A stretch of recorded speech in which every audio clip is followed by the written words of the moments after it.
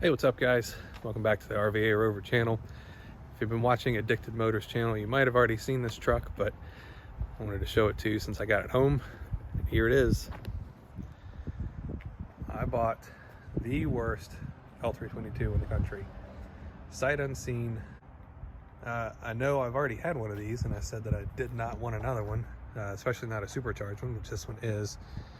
But that's what happens when your friends are Rover addicts like you are. You find a good deal and you bring it home. I have not done anything with this except for take off the stickers, but I wanted to show you some of its worst features. There we go. There's some rust there, and you can tell it goes down into underneath. Yeah, that's awesome. This also has a fuel dumping feature where when the engine is running, it decides to endanger your life, dumping fuel right next to the hot engine. Right there, that connection there, it's coming from right there. So I got some advice from some guys on a Range Rover Repairs Facebook group.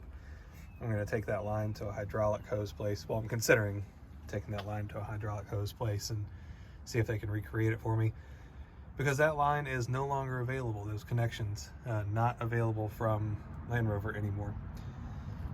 The engine runs well. It sounds healthy, but it does need a water pump. The water pump also just dumps the coolant out as soon it's like a faucet. As soon as you put new coolant into the reservoir, it just dumps it right back out. Strut top looks a little sketchy. Seen that on some other European cars of earlier than this, but you can see eventually that's gonna, one day the strut will just come through, but that's not today. It does have some Arno bags on it. Somebody at some point cared about this. I don't think I can get the shot of the sticker, but trust me, those have been replaced. Those are Arnos, or Arnots, however you choose to pronounce that. Headlights need a little attention. They work, but they're foggy. The parking sensor is down in the bumper. There's a fault, so none of the parking sensors work. Oh yeah, that looks like it's been mauled by a raccoon or something. Missing that trim piece. Interior overall is actually really nice. Black on black. I love that combination, even if it is this earlier style, which I'm not a fan of.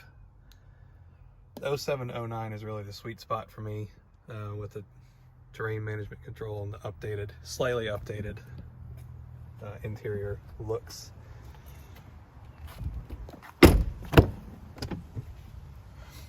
So I bought it because I love saving Rovers that have been given up on. This one I'm not sure if it's too far gone even for me. Standing water was in that at some point.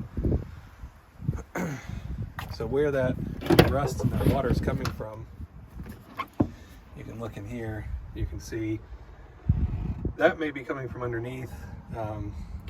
It's still damp there, so water is coming in from up top. And I did some reading where some people were having issues where the body was actually leaking, up along here. And I haven't verified that that's what's going on yet, but based on the look of that headliner, look at that, and where the rust is and where the water is pooling, I think that's pretty likely. Other than that, I mean, the truck needs control arms, brakes, all the fluids need serviced, but it's not, it's not too bad. Other than that, it was well maintained. The reason I bought it is it's had a number of owners, but the last person has owned it for 10 years consecutively, and they maintained it at the Land Rover dealership. So I thought it would, about as expected. Needs some maintenance. Those, expected the control arms, expected the fluids, expected some other things, brakes, tires. No, none of that's a surprise, or even suspension. But the fuel line and the rust are kind of a bummer. So what do you all think? Tell me in the comments. Is this worth saving? This kind of run-of-the-mill 2006 supercharged worth the trouble, or is it destined to be a parts truck? I already talked to one guy who does part these out, and he wasn't even interested. So if I do part it out, I would be the one doing it. It'd be a pretty sweet trail rig for somebody.